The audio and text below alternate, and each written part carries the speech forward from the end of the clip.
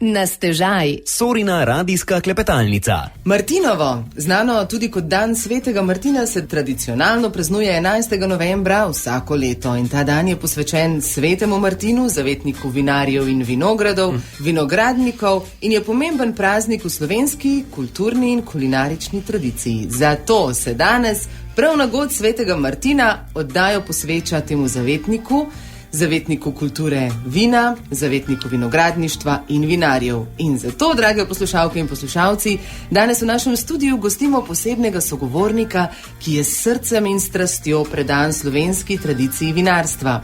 Z nami je Marjan Colja, direktor vinske kleti Vina Kras Sežana, ki slovi kot ena vodilnih vinskih kleti na Krasu in v Sloveniji. Marjan, dober dan. Ja, dober dan tudi vam in vsem vašim poslušalcem.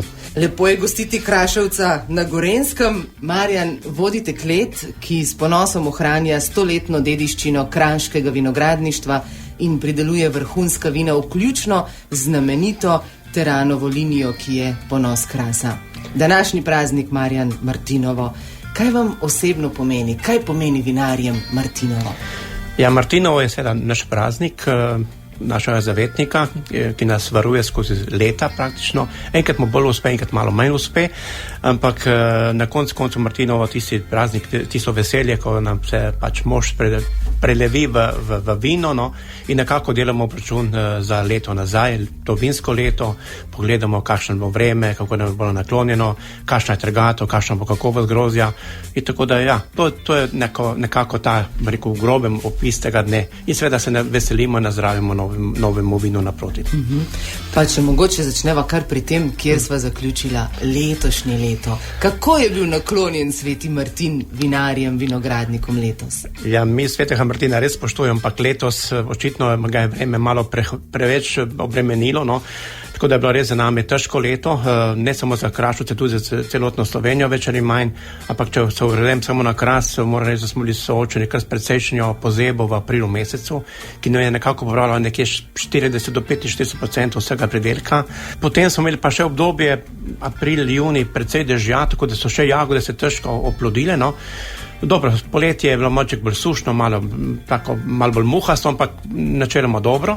Tako da ja, trgatev pač je bila nekoliko zgodnejša letos, kakovost je, moram reči, da odlična, je pa žal to, rekel, količina pa izredno majhna. To predvsem pa na belih sortah, tako da Refoš za Teran nekako imamo v dovoljšni zalogi, no, belih pa je izredno pomajhanje, ne samo na Krasu, ampak v celotni Sloveniji. Bomo spili kakšen kozarček manj, bo pa ta toliko boljši. Vina bodo letos, jaz mislim, da lahko rečem za celo Slovenijo, ne samo za Kras, odlična vina, ker poletni pogoji so bili res dobri. No, danes se bomo pogovarjali ne samo o spoštovanju tradicije, tudi o inovacijah. Izvedeli bomo mogoče tudi, kako Vina Kras prispeva k prepoznavnosti Slovenije kot vinske destinacije, pa o viziji Vina Krasa. Tudi zato smo vas povabili, Marjan, skozi oči in besede vas, ki s svojim delom ohranjate dediščino in obenem odpirate vrata v svet sodobnega vinarstva. Če greva prav na Vina Kras Sežana, kaj Vina Kras pomeni Krasu in Kraševcem? Jaz mislim, da vsak teritorij, vinski teritorij mora imeti eno veliko klet. Tako da Kras na veselje ima Vina Kras, no, našo klet. In kar sem jaz saj tam 18 let, moram reči, da se trudimo, da smo povezljivi, da spoštujemo vsaka vinogradnika, ne glede na velikost, ali je naš član, ali ni naš član, pač povezni smo toliko močnejši. Mi kot klet normalno smo najbolj odgovorni za promocijo ali pa odgovornost, rekel, do Krasa in seveda predvsej nastopamo tako na domačih sejmih, kot tudi v tujini. In kar se mi zdi pa najbolj, rekel, fajn ali pa najbolj v zadnjih letih izpostavil bi pa to, da smo uspeli na vinski sejem v Verono potegniti še 5 vinarjev z Krasa, tako da ne zastopamo zgolj Vina Krasa kot eno klet, ampak zastopamo teritorij Kras. Kajti teritorij je močen toliko, kot pač ljudje zmorejo in sodelujejo. Brez sodelovanja spravim, da ni napredka. Lahko se pa zapišemo kot Vina Krasa, pa tudi sam kot osebno, da smo zelo povezljivi. In to je tisto, kar nas dela močne. In kar Kraševce dela močne. Jaz mislim, da to dela močno vse. Če ni povezljivo, če ni neka sporazuma, svoje razumevanja med seboj, potem je vsak na svoji strani in to ne pelje nikamor. No, poleg dobrega vina pa na Martinovo paše tudi dobra glasba. Te si bomo privoščili v nadaljevanju, po tejle pa potem z nami spet Marjan Colja. Na stežaj. Sorina radijska klepetalnica. V oddaji Na stežaj gostimo Kraševca po srcu in duši. Na Martinovo se pa spodobi spregovoriti o vinu. Marjan Colja je z nami, prvi mož vinske kleti Vina Kras Sežana. Marjan, vas poznamo.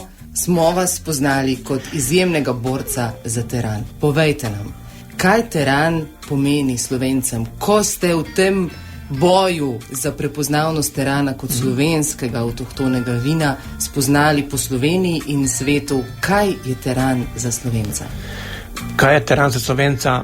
Prej bi rekel, kaj je teran za Kraševca. No? Je tisto, kar edino, kar imamo. In praktično skoraj mi rejo solze v oči, ob tem boju praktično, no, ko nas je nekako politika tudi spregledala.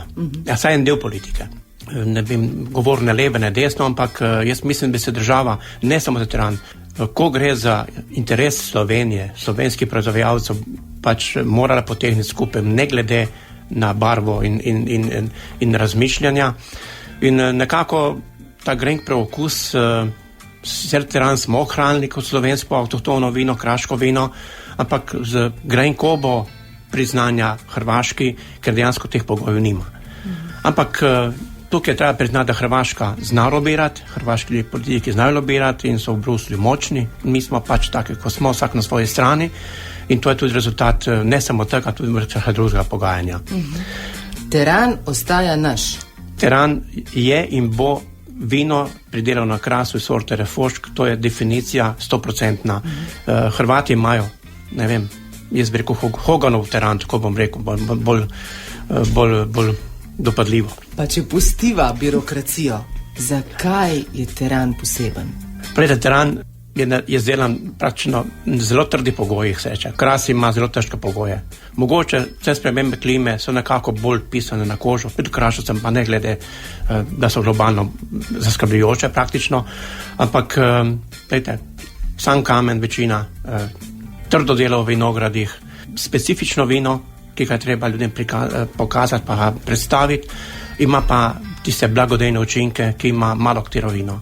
In te blagodejne učinke so tisti, ki ohranjajo ta teran praktično na nekem visokem nivoju. Tudi danes, ko je mogoče moda pitja, predvsem belega vina, pa rekel 80% belega, 20% rdečega, teran ohranja svoje kupce. In mi v kleteh, tako naši kot privatni vinogradniki, se moramo truditi samo to, da delamo korektno, pošteno, da imamo izredno dobro kvaliteto, primerno ceno in s tem nekako ohranjamo te naše kupce. In jaz apeliram, tudi v četrtek smo bili na nek predavanju Agroturja, kjer pa tudi gospa Pasamont iz Trsta, ki raziskuje te zdravilne učinke terane na telo. Ja, ima jih precej dosti. Tako da o tem ne smemo govoriti, ampak javno lahko pa rečemo, da ima teran izredno velik pozitiven učin na blagodejno občutje telesa. No, tega si lahko tudi danes privoščimo, tudi če ne bova delala oglasnega prostora, ker sva danes predvsem tukaj, da se pogovarjava o kakovosti, pa o tradiciji in tudi o kulturi pitja vina. Te se bova dotaknila v nadaljevanju. Marjan, najprej pa mogoče kraška zemlja zelo značilno vpliva na vaša vina, ampak Vina Kras ni samo teran. Mogoče, če jih samo naštejeva, preden se spet posvetiva glasbi, kaj Vina Kras še ponuja poleg tistega blagodejnega terana? No, teran je tisto naše najmočnejše orožje, se pa zadnjih 10-12 letih predvsem oziramo nekako nazaj in iščemo tisto, kar je bilo še nekako naše. In ja, ugotovili smo, da je Vitovska Grganja, to je bela kraško avtohtona sorta, tisto vino, ki je lahko usporednica teranu. In v teh 12 letih truda v kleteh, v vinogradih smo pripeljali na nivo, ki je res tak visok in komod parira tudi teranu. Tako da imamo na Krasu kralja teran in kraljico Vitovsko. Sveda poleg teh vin pa imamo še Malvazijo, Cabernet, Merlot, pa še kakšno drugo sorto, ampak mi se oziramo predvsem na to, kar je naše, kar je kraško. To so Vitovska Grganja, in teran. In na teh dveh vinih tudi delamo največ marketinga, največ vlagamo truda v samo kakovost, tako da ja, to so naše vina. Zdajle v Martinovem jutru sva si pač privoščila le kavo in nekaj vode, bova pa o tem, kako kulturno piti vino, spregovorila po naslednji. Sorina radijska klepetalnica. Na stežaj. Še vedno z nami ostaja prvi mož kraškega terana Marjan Colja in prejle sva rekla, da bova spregovorila kakšno besedo več o kulturi pitja vina, uživanja vina v Sloveniji. Tako daleč je že prišlo, da že rečemo, da je nekdo, če ga je preveč spil, vinjen. To bi moral potem samo vino piti, ampak pustiva to primerjavo. Marjan, se je kultura pitja vina spremenila?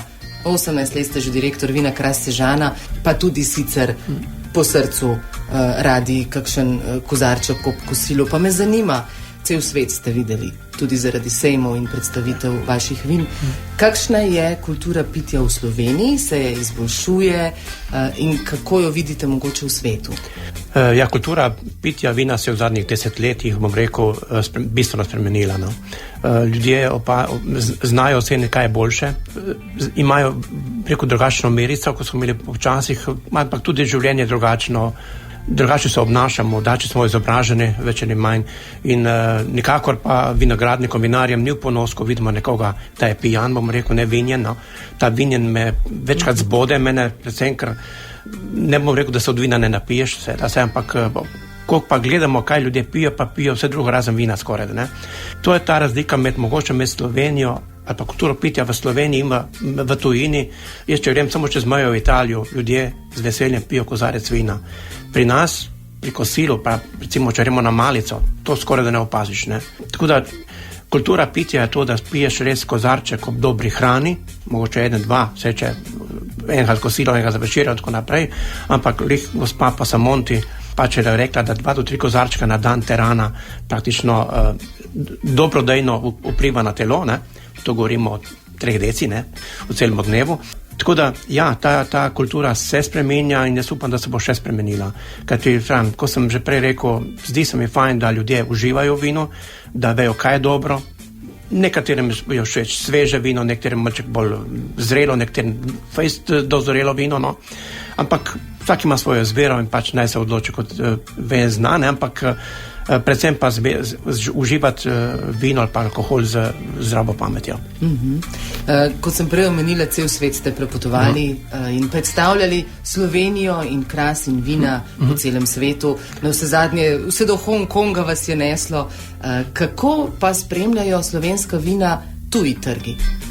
Ja, tuji trgi spremljajo slovenska vina, bo rekel tako.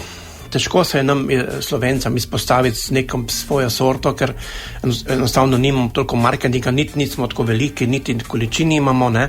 To je trdo, ne. Zdaj, najlepše se izpostavljati nekimi svetovnimi sortami, kot so Cabernet Sauvignon, Merlot, Chardonnay, ampak to so svetovne sorte, ne. Tako da je ta boj v svetu kar precej močen. Zdaj, mi smo poskušali od Kitajske po vseh koncah in krajih, ne. Nekaj časa gre, nekaj časa ne gre, ne.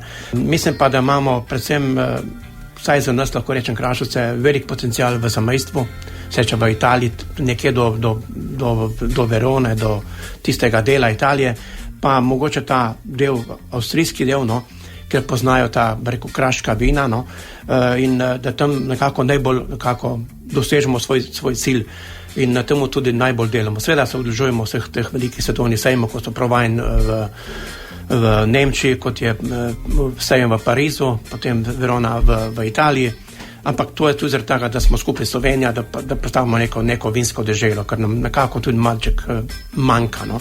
Tako da, ja, velik potencial je tam, ker nekako si poznan, ker mi sploh za Kras govorimo, da imamo zelo specifična vina. Ne. Teran je zelo specifično vino. Je pa res, da se je skozi leta bistveno spremenil. Ne. Če rečemo, da še 10-20 let nazaj, ali pa še danes, kar sem govori, da je to zgolj enoletno sveže vino, daleč od tega, ne.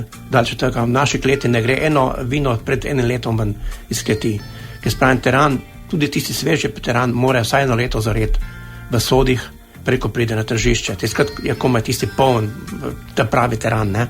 Da ne govorimo potem o teranih, ki so višja kakovostna razreda, res sem ponosen zadnje 3 leta na novo linijo La Marie, kjer je res izjemen trud v vinogradih, izjemne lege in tudi, rekel, vsebina v steklenici je dobesedno top, bi rekel, no. In če imate priložnost, pokušate, ne bo vas razočaral in boste imeli v ustih tisti sveži, zelo bogat teran, pa čeprav je star 3-4 leta. In če ga bodo slučajno za letošnje Martinovo dali na mizo, kakšna hrana gre k teranu? K teranu gre predvsem ta suhomesnici proizvodi, kot je terani pršut, poznamo že tradicionalno navezanost teh 2 produktov kraških, no. Drugače pa bolj kot je vino dozorelo, zrelo z leti, bolj gre, rekel, neko bolj resno meso, ne. Seče od, ne vem, zrezkov, stejkov in tako naprej, ne. Tako ne bi, znam tega terana pa terantona, ki je še malo višji, en tak dober stejk, poglavje zase. Zdaj so se nama začele že cediti sline, pa mogoče, če se vrneva z teh svetovnih trgov, pa z teh dišečih stejkov nazaj na lokalno, ker ste zadruga. Koliko pa je vključenih vinogradnikov, kmetov v vašo zadrugo? Kako delujete kot zadruga? Zdaj mi kot zadruga pač imamo nekako 2 glavni dejavnosti. Ena del je ta vinski del, drugi del je trgovinski del, se pravi ta kmetijska trgovina, tako da nekako ponujemo tudi našim članom, kooperantov, pa tudi ostalim ljudem neko možnost nakupa teh semen, pa vseh, kar je potreba za vrtičkanje in tako naprej. Teda, zdaj smo pač na tej strani vinskem delu. Mi vse skupaj imamo nekje 200 članov, od tega je vinogradnikov tam nekje 100 približno, od vseh teh kupujemo pač njihovo grozdje.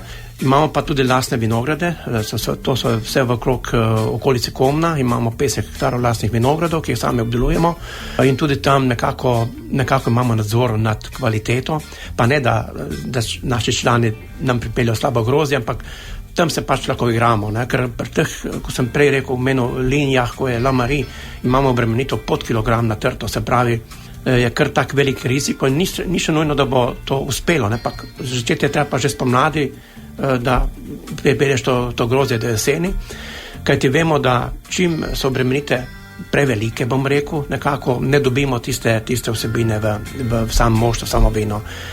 Pač mora biti in teren, položaj, lega, obremenitev, roke vinogradnikov zraven in tam se lahko igramo. Je to mač dražje, ampak na koncu se splača. Tako da tudi, kar se tiče odnosa do naših članov, naših kooperantov, smo izredno korektni, tako da pri cenah, pri vsem, tudi letos, mi pač imamo strategijo cen že desetletje, vemo, kakšna cena bo drugo leto, že ne letos, ne. Tako da je pa vezan nekako na rast plač v podjetju, tako da eno z drugim gremo nekako gor, sporedno, ja.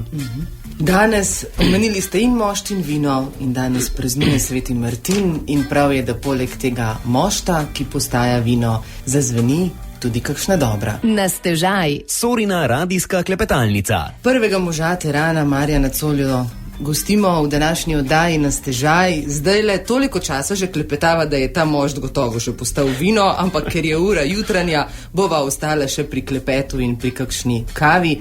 Marjan, ob zaključku mogoče ta Martinovo praznik vinarjev, vinogradnikov, kako ga boste v Vinakrasu praznovali letos? Kako ga obeležujete? Predvsem delovno, verjamem. Ampak recimo mogoče samo za občutek, da vemo, kako se po trdem delu, ker vinogradništvo, vinarstvo, to je vendarle kmetijska dejavnost, odvisna od narave, odvisna od vremena in letos zelo trda, tako da letos mogoče še kakšen kozarček več zraven za vas trud, ki je bil vložen.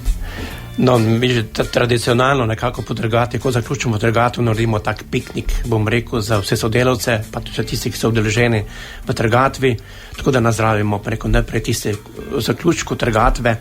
Seveda danes pa je poseben dan in bomo vedno skupaj s kolegi, s sodelavci spili in nazdravili v našem vinskem baru. Seveda se pa dogodki samega Martinova so dogajali že nazaj, vse od četrtka naprej, tako da četrtek pač smo imeli tako druženje, v petek smo imeli pač nastop našega glasbenika v naši vinski kleti, potem smo se udeležili martinovanja na Štanjelu, pa tudi na dvorišču naše kleti smo imeli kar precej obiska skupin, da to nekako na tak način nekako pokažemo tudi drugim ljudem, ne samo da sami nazravim, pa tudi drugim pokažemo, kaj imamo, kaj smo pridelali, pa ne nazadnje, da vidimo tudi kakšno naša klet, ki je zadnje res lepo urejena in vas vabim, da izkoristite kakšno možnost in pridete na obisk na Kras. Mi smo pred 8-7 leti obnovili celotno klet, tako da je res kaj videti in tudi kaj pokušati, tako da bilo mi je všeč tem Martinomu, tako da oziroma vsake Martinu je lepo, no. Predvsem pa to, da se poveselimo in pozabimo na tiste gobe iz preteklosti in nekako pogledamo naprej v drugo leto. In če pogledamo tudi midva, mogoče na kratko naprej, hkrati je na eni strani trend vse bolj ekološkega kmetovanja, tudi pri vas, na drugi strani pa vse večji pritiski prav zaradi sprememb vremena, podnebnih sprememb, kot jih vedno bolj občuti slovenski kmet in s tem tudi slovenski vinogradnik. Kako je pri vas z usmeritvami v ekološko in kakšno prihodnost vidite v vinogradništvu, glede na to, sploh če pogledava na letošnje leto, pomladi postajajo vse bolj značilne pozebe, potem sušna poletja, ta kruh je vedno bolj trd. Ja, kmetijstvo je vedno trd kruh, pač to je proizvodnja pod milim nebom. Zdaj, kar se tiče suše, mogoče smo že kar nekaj let nazaj, 15 let nazaj pogruntali, da recimo sami navozi zemlje, ki pač so bili nekako najbolj poznani na Krasu, niso dobri, ampak smo začeli neko novo metodo praktično mletja kamenja in zemlje in to se odnaša izredno dobro glede suše. Se pravi, kamen se navlaži in drži več časa vlago, kot je sama zemlja. Tako da proti suši niti ni toliko težav več, so mogoče tudi dnevi, ki so izredno vroči, ko pač zunanja temperatura je bolj huda, no. Tudi namakanja imamo tam, kjer je treba, tako da na Krasu, hvala Bogu, nimamo težav z vodo, Če smo gledamo 50 let nazaj, potem malo drugačno. Kar se pa tiče zaščite, bi rekel, vinske trte, ekološko, ja, do neke meje se da, ampak ko so pa vremena bolj huda, bolj nenaklonjena, potem je treba tudi kakšen aspirin vzeti. In tukaj pa opažamo, ne samo mi, vedno vsi, da so ta zaščitna sredstva vedno bolj neučinkovita. Zdaj, ali je to prav, ali to ni prav, verjetno, da je. Zdaj, mogoče ljudje mislijo, da mi z veseljem špricamo, mi če se bi dalo niti enkrat ne bi špricali, ker bi to veliko prišparali, ampak enostavno se ne da. To je, če primerjam to z boleznimi ljudmi, kakšna stvar lahko reče z lekadonom, kakškrat je pa treba tudi kaj drugega vzeti, tudi na antibiotik pride prav, tako da tudi mi v pridelavi, pa ne samo grozja, kakšenkrat rabiš kakšno zdravilo, ki je malo boljše, malo bolj učinkovito. Da ne omenjam recimo Štajerske, ki ima veliko težavo z rumenico. To lahko pomeni, da so par letih brez vinogradov, in danes lahko rečemo, da tako učinkovitega sredstva ga ni. Kaj bo to v bodočnosti, ne vem. Zdaj, na Krasu smo imeli napad rumenice nekaj let nazaj, tiskrat so bile še v uporabi primerna zaščitna sredstva, in smo se nekako tega rešili, zdaj tega nimamo. Ampak to ni nujno, da se ne ponovi čez leto, 2 pa 5, In to je tak, bom rekel, je kar velika težava. Vsi bi ekološko, ampak ekološko, če so pogoji, se da. Če ni pogojev, pa tudi ekološko se ne da pridelati. Pomeni propad. Oziroma, bistveno više stroške, ampak na koncu, če pridelka nimaš od čega živeti, Ampak zaključila bova pa optimistično, Marjan. Vsekakor. Kakšno prihodnost napovedujete slovenskim vinom, predvsem vašemu teranu, ki vam je tako zelo močno prirastel k srcu, pa v bistvu vam ni prirastel, z njim ste zrasli, počasi boste vajeti predali naprej mlajši generaciji, ampak ostajate pa Kraševec po srcu in duši vedno. Kakšna je prihodnost? Jaz sem rekel, tako kot Krašovce, pravi Krašovce smo taki trmasti, ne pa bojeviti, ne pač pravi Primorci, no. Zato smo tudi tako se borili v Bruslju in posod, ne. Jaz mislim, da prihodnost ni slaba, ni črna, bom rekel, na nek način, ampak treba se bo prilagoditi. Tako kot se doma prilagodimo razmeram, tako se bo treba tudi v zadrugah, v podjetjih, ne bom rekel prešteti, ampak na nek način biti čim bolj optimalni, ne. Se pravi, mogoče pozabiti na tiste, bom rekel, opise delovnih mest, ki jih imamo, ne. Jaz sem odgovoren samo za to, ampak ne, kadar je treba prijeti za vsako delo. In ne glede, to ni nobena podčast, če tudi direktor gleda po pomnilnico pomagati polni, če je treba. Vse, če ni treba, mu ni treba iti, ampak kdaj pa je pa prijeti tudi za kakšno delo, ki mogoče ni v to delovnem opisu. In to ni neko podčastno, ampak to je častno delo, bi rekel jaz. In na tak način bomo lahko preživeli. Jaz doskrat nam mojim sodelavcem primerjavo, bom rekel, za mejstvo v naših, rekel, v Italiji tam blizu se živimo, ne. Tako kot smo veliki, mi je tam družinsko vinogradništvo, ne. Se pravi, 3-4 in zadeva zaključena, ne. Tako da mislim, da prihodnost ni slaba, bodo vedno bojo kakšne problemi, ko so vedno, ampak mislim, da se da preskočiti tudi ta polena, ne. In upam tudi, da bo država malček bolj racionalna, predvsem z kmetijstvom in v trenutkih, ko je treba kaj pomagati, tudi pomagala. Vsej ne joščamo za stojno, ampak če je res hudo, pa mislim, da mora to razumeti, kdaj je hudo in kdaj ni hudo, ne. Kot izmanjka, ne vem, 50% predelka, verjetno ni nobeno lahko. Tako da, jaz sem optimist in verjamem, da bo še naprej vinogradništvo lepo živelo vinarstvo. Kadar se Martinovo postavi na kakšen dan sredi tedna, kot se je letos na ponedeljek, potem lahko praznujemo en vikend prej, pa en vikend kasneje. Tako da verjamem, da bo na marsikateri slovenski mizi, ker najprej se moramo sami zavedati, kaj imamo, zazvenel tudi kraški teran, tudi v teh dneh, ki prihajajo in v tem vikendu, ki prihaja. Marjan Colja, hvala lepa za obisk iz daljnega Krasa. Ja. Marička, vse je tako blizu, če rečeva. Želim vam uspešnih sezon, kakovostnih vin in še veliko kraške trme. Ja, hvala lepa za to povabilo. Bilo mi je v čast, pa bom rekel, tako po prici povedano. In verjamem in upam, da se malo vidimo na Krasu, ne? Vi, pa tudi vaši, bom rekel, poslušalci. Sorina radijska klepetalnica na stežaj.